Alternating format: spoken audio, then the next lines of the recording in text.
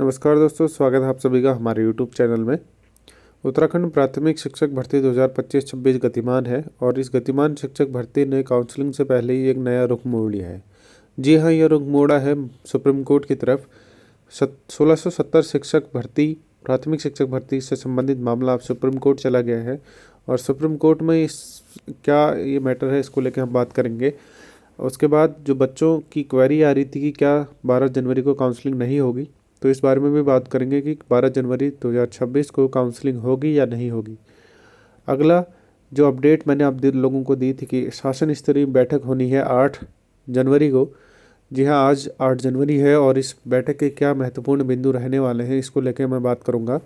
साथ ही साथ किस जिले में कितना गुना बुलाया जाएगा, इसको लेकर एक इनपुट है, तो इस इनपुट को लेकर भी बात करेंगे। और लिस्ट कब तक आ जाएगी और उस लिस्ट की डेडलाइन क्या है, उसको लेकर भी बात करने वाले हैं। तो चलिए ज़्यादा समय ख़राब न करते हुए वीडियो को शुरू करते हैं। अगर आपने वीडियो को लाइक और चैनल को सब्सक्राइब नहीं किया हो तो ज़रूर कर लें। आप देख सकते हैं 1670 पदों पर शिक्षक भर्ती का मामला पहुंचा सुप्रीम कोर्ट। प्रशिक्षित अभ्यर्थियों ने भर्ती में शामिल करने के लिए दाखिल की याचिका। आप देख सकते हैं भीषण सिंह बोरा, देहरादून। प्रदेश में खासकर शिक्षा विभाग में प्राथमिक शिक्षकों की कोई ऐसी भर्ती नहीं है जो कानूनी दांवपेच में न उलझी हो। अब इन दिनों राज्य भर में 1670 पदों पर चल रही भर्ती का मामला सुप्रीम कोर्ट पहुंच गया है। सरकारी प्राथमिक विद्यालयों में शिक्षकों की भर्ती के लिए 61,861 अभ्यर्थियों ने आवेदन किया। भर्ती के लिए बीएड अभ्यर्थी पात्र नहीं है, लेकिन बीएड के बाद 6 महीने का ब्रिज कोर्स कर चुके प्रशिक्षित अभ्यर्थियों ने इस भर्ती में शामिल के लिए सुप्रीम कोर्ट में याचिका दाखिल की है। इन अभ्यर्थियों का कहना है कि उन्हें द्विवर्षीय डीएलएड के समकक्ष मानते हुए नियुक्ति प्रक्रिया में शामिल किया जाए।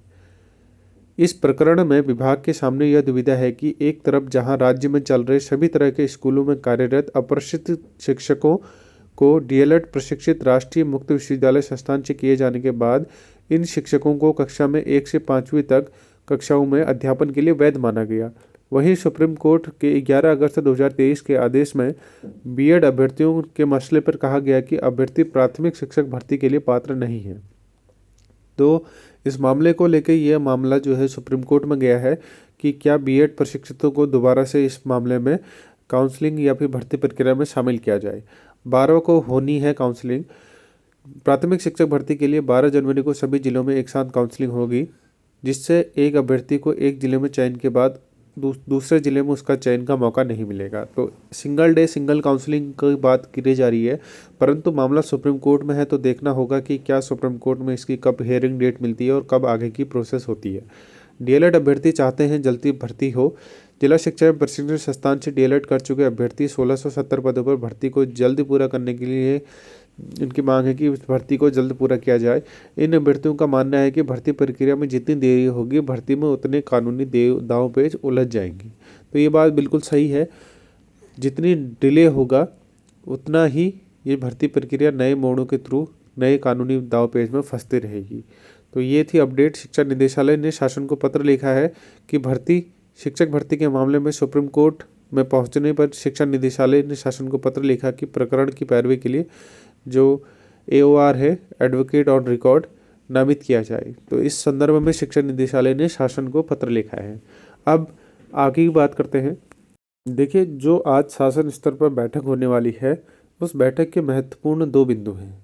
पहला बिंदु मैंने आप लोगों को बताया कि 169 जो ब्रिज कोर्स के जो अभ्यर्थी हैं, उनको सुप्रीम कोर्ट ने ये बोला गया था कि उस टाइम पर इन्होंने ये वहाँ पर दावा पेश किया था कि हम अब इस भर्ती से बाहर हो जाएंगे तो काइंडली ग्रांट फॉर एप्लीकेंट, ठीक है, क्या केवल और केवल उनको फॉर्म भरने के लिए अभ्यर्थी, क्योंकि डेट खत्म हो जाएगी इसलिए उनको फॉर्म भरने की अनुमति दी जाए। तो सुप्रीम कोर्ट ने कहा था कि ठीक है, आप फॉर्म भर लीजिएगा, परंतु आपका जो डिसीजन है वो कोर्ट के अधीन रहेगा। कहने का मतलब है कि केवल उनको फॉर्म भरने की परमिशन मिली थी ताकि कल के दिन वो अंदर होते तो ऐसा ना बोला जाए कि इनके फॉर्म तो भरे ही नहीं गए। अब मैं आपको बता दूं कि इस संगठन के द्वारा प्रेशर बनाया जा रहा है लगातार कि इस भर्ती प्रक्रिया में इनको शामिल किया जाए, जबकि सुप्रीम कोर्ट का केवल उनको पिटिशनरों को फॉर्म भरने की रियायत दी गई थी, क्योंकि इसमें और भी अन्य लोग भी हैं जिनने बीएड ब्रिज कोर्स किया गया और उनके फॉर्म तो एक्सेप्ट ही नहीं हुए हैं।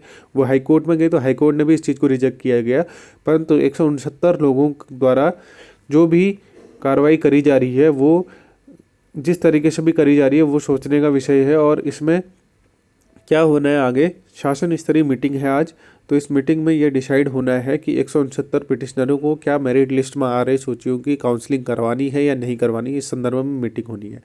और 2016 का एक केस है जिसकी अपडेट आप देख सकते हैं। हाईकोर्ट ने शिक्षक भर्ती में अपात्रों को नियुक्ति देने वाले अफसरों के नाम मांगे। कहने का मतलब है कि 2016 भर्ती प्रक्रिया में 11 ऐसे शिक्षक थे जिनकी कुछ डॉक्यूमेंट वेरिफिकेशन में कोई इश्यू आ रहा था, तो उस भर्ती प्रक्रिया को लेके ये भर्ती प्रक्रिया का कोर्ट केस तब से चलता आ रहा है और इन 11 शिक्षकों की नियुक्ति प्रक्रिया को लेकर भी इस पर भी मंथन होना है। तो शासन में आज 2 चीज़ों को लेकर बातचीत होनी है। उसके बाद अगर परिणाम आता है तो आपकी काउंसलिंग की तिथि जो है उस पर काम किया जाएगा। अगर परिणाम नहीं आता है, मीटिंग अगर कंक्लूड नहीं होती है, तो 12 तारीख की काउंसलिंग डिले हो सकती है। जी हाँ, ये अपडेट है, 12 तारीख की काउंसलिंग आपकी डिले हो सकती है।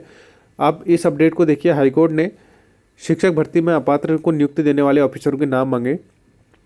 अड़ियल ऑफिसर अभ्यर्थियों के साथ कर रहे हैं खिलवाड़, कोर्ट। नैनीताल हाईकोर्ट की तरफ से अपडेट आई है। हाईकोर्ट ने प्राथमिक शिक्षक भर्ती में सहायक अध्यापक की नियुक्ति में हुई गंभीर अनियमितताओं पर सख्त रुख अपनाया है। अदालत ने सख्त टिप्पणी करते हुए कहा कि अड़ियल अफसर पात्र अभ्यर्थियों के भविष्य के साथ खिलवाड़ कर रहे हैं। कोर्ट ने सरकार से उन अधिकारियों के नाम मांगे हैं जिन्होंने अवैध नियुक्ति को अंजाम दिया है। कोर्ट ने उन 11 पात्र अभ्यर्थियों को 4 सप्ताह में अंतरिम नियुक्ति देने का आदेश दिया है जिनकी नियुक्ति प्रक्रिया में अनदेखी की गई। न्यायाधीश न्यायमूर्ति राकेश थपलियाल की एकल पीठ ने बुधवार को मामले की सुनवाई में स्पष्ट किया कि जिन अभ्यर्थियों के पास निर्धारित पात्रता नहीं थी उन्हें नियुक्ति देना नियम के विरुद्ध है। मामले के अनुसार विनय कुमार और अन्य ने याचिका दायर की थी। याचिका में कहा गया कि 2016 की शिक्षक भर्ती में शिक्षा विभाग ने उन उम्मीदवारों को नियुक्त कर दिया जो केवल सीटेट की परीक्षा पास थे, जबकि उत्तराखंड के नियमों के अनुसार बीएड अभ्यर्थियों के लिए राज्य शिक्षक पात्रता परीक्षा यानी कि यूटेट जो पास करना अनिवार्य था। याचिकाकर्ताओं का तर्क था कि वे पूरी तरह पात्र थे, फिर भी विभाग ने अपात्र लोगों को वरीयता दी। कोर्ट में पाया गया कि 2016 के संशोधित सेवा नियमावली के तहत केवल राज्य का टीईटी ही उत्तीर्ण अभ्यर्थियों को प्राथमिक शिक्षक बनने के पात्र थे।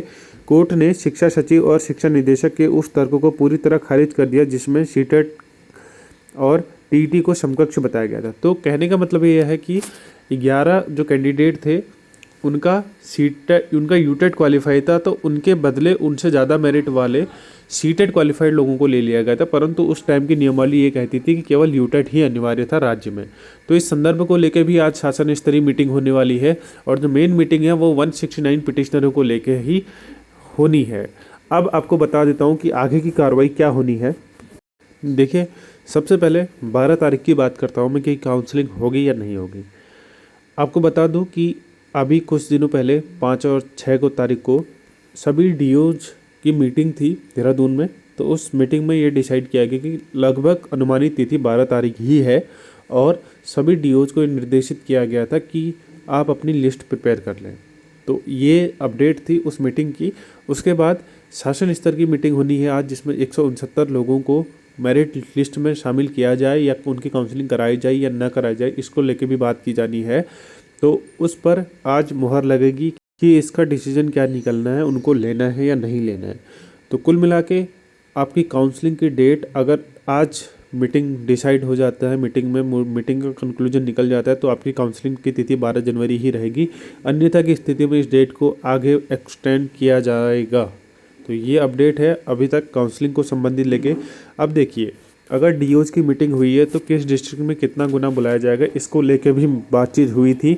और इसका कंक्लूजन मैं बता दूं कि निदेशालय स्तर से पिछली बार की तरह ही सेम इंस्ट्रक्शन मिले हैं कि आप जो मिनिमम कॉल किया करेंगे वो करेंगे 1.25x गुना लोगों को, यानी कि जहाँ पर 100 सीटें हैं वहाँ पर 125 लोग मिनिमम बुलाए जाएंगे काउंसलिंग के लिए। उसके अगर मिनिमम की बात करें तो 125 और मैक्सिमम यह डीओज पे छोड़ दिया गया है कि आप अपनी काउंसलिंग में जितना गुना बुला सकते हैं, जितना आपको सुटेबल लगता है, चाहे वो दूरस्थ के ज़िले हो या फिर नज़दीक के ज़िले हो, सुगम दुर्गम के ज़िले हो, उस हिसाब से आप अपने अपने स्तर पर कार्रवाई कर सकते हैं। पर मिनिमम 1.25x गुना कॉल करी जाएगी हर डिस्ट्रिक्ट में। तो ये कितने गुना बुलाया जाएगा उसका आप लोगों को आंसर मिल गया होगा। और लिस्ट कब तक आएगी, मैं लिस्ट की भी आप लोगों को बता दूं। अगर आज की मीटिंग सफल हो जाती है तो लिस्ट आपको कल देखने को मिलेगी। अगर आज की मीटिंग सक्सेसफुल नहीं होती है तो फिर लिस्ट में भी डिले होना वाजिब बनेगा। तो ये थी आज की अपडेट। अगर आपको अपडेट पसंद आए तो वीडियो को लाइक करिएगा। कोई सुझाव प्रश्न हो तो कमेंट बॉक्स में कमेंट जरूर कर सकते हैं। चैनल को सब्सक्राइब करिएगा ऐसी मोर इन्फॉर्मेटिव वीडियोज़ पाने के लिए। Thanks for watching. मिलते हैं नेक्स्ट वीडियो में, तब तक के लिए बाय।